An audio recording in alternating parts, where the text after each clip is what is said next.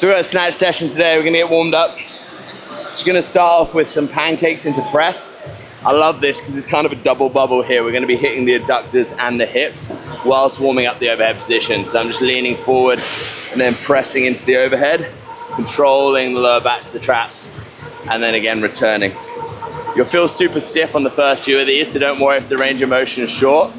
After 2 or 3 sets, you're gonna be able to get that chest close to the floor as you're going through the movement. Right, second move, we're gonna warm up the hip flexors, stretch out the front of the quads. So I'm gonna hook my foot onto the bench like so, and I'm trying to take my hip back behind my ankle line like so. From here, I'm then driving up and through, hand over the top, feeling this through the hip flexor and the quad, and then I'm sitting back into it. So you can see how I'm pulling myself back like so, and then leaning through. Super important because we want to be able to open up through extension when we're snatching. So this is a great warm-up drill. So when we're snatching and we're hitting our top position, we have to keep those elbows higher than the hands. So that requires quite a lot of internal rotation, the shoulder. So it's going to be something that gets super tight for weightlifters. So what I'm doing is I've got the barbell here sat in the rear delt, and then I'm keeping my shoulders above each other and pushing down with the hand, and then rotating back into external rotation. Both ranges, super important for us when we're snatching. Finally, we're just gonna do some overhead squats. A lot of people overlook actually using sport-specific exercises to mobilize before their snatch session. Whereas there's nothing more applicable to being able to master the receiving position in the snatch than practicing this drill. I'm setting my feet in my receiving position, so slightly outside shoulder width, and I'm focusing on controlled descent whilst keeping my torso as upright as possible.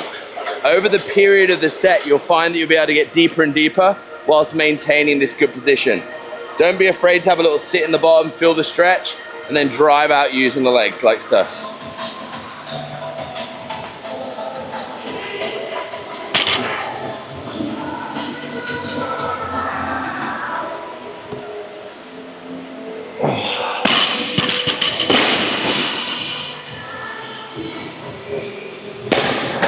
A little bit slower at the start. You're just kind of yanking out your arms and going like this when you start.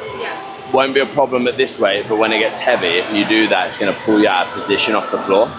So always feel like you're real squeezing. Like, I always liken this to like when you're in your car, right? And if you're in a really powerful car, you wouldn't just jump on the accelerator. You go like this. Yeah. You got to push smooth at the start, and then you'll pick up nice.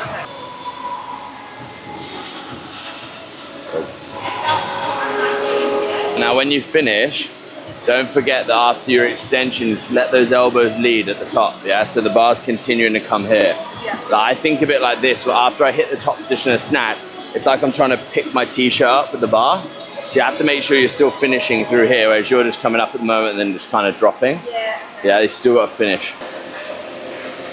That's it. Look how much more height though. Yeah. Yeah, when you finish, you'll get like this much more at the top of the lift. Yeah. Okay? That was so surprising how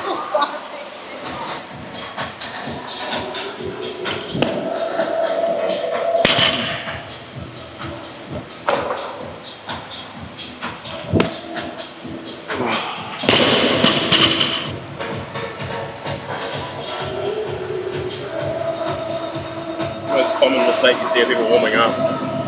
Probably putting in too much effort on the lighter weights. Like whenever I'm warming up, and what I mean by that is they make their fastest weight their lightest one, and then when they get to the heavy one, it's slowing down. And the warm-up isn't just about getting to the weight that you're working at. The whole point of the warm-up is a perfect opportunity to ingrain good movement pattern and build on good technique. So when I'm building up, I'm really focusing on the bar path and the tempo of the lift, so that as I start adding weight, the only thing that's changing is the amount of effort that I'm putting in through the middle.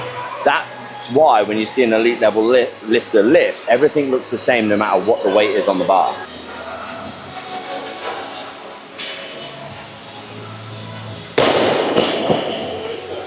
Yeah, it's a bit quick, that one. Should I be thinking to like pull it higher so I can get under it longer, or still? No, the thing is there's loads of height on the bar for you anyway, but you're rushing down before the bar's coming down on top of you. Yeah. So what I want you to think about doing is actually receiving the bar a little bit higher than your bottom position. Yeah, so you can ride it through. Yeah, so you can go in and out and be stable in the catch.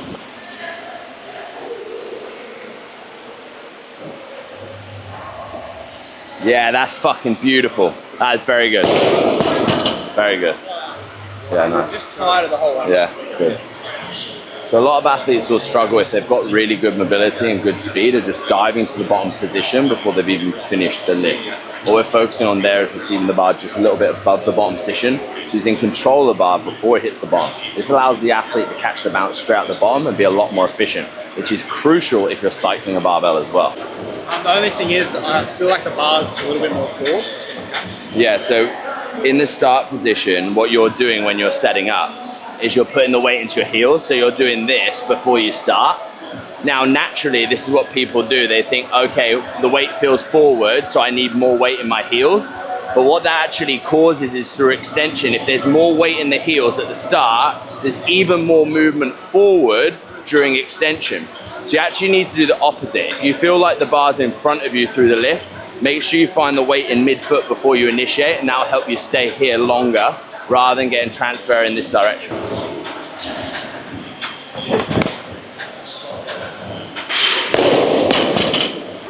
So don't do that. You just did it again. So, yeah. I did it, but then I pushed it a bit more into my toe. Yeah, just go there. Just go from here, high, and lock in, rather than from low and then going like that. So take your grip, keep your bum high. Yeah, good. That's it. I don't know what. Yeah, that's it. But that's what you need to do from that, because then you have a flat foot in the receive. You see, like, you actually set up really nicely there into that position.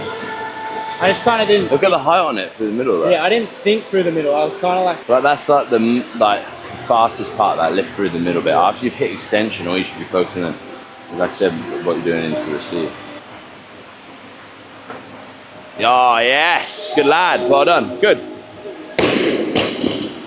Mate, 2 at 110. It ain't bad at all considering you ain't fucking done some moves there. You know what I mean? Straight off the flight, smacking 110. It's not bad at all.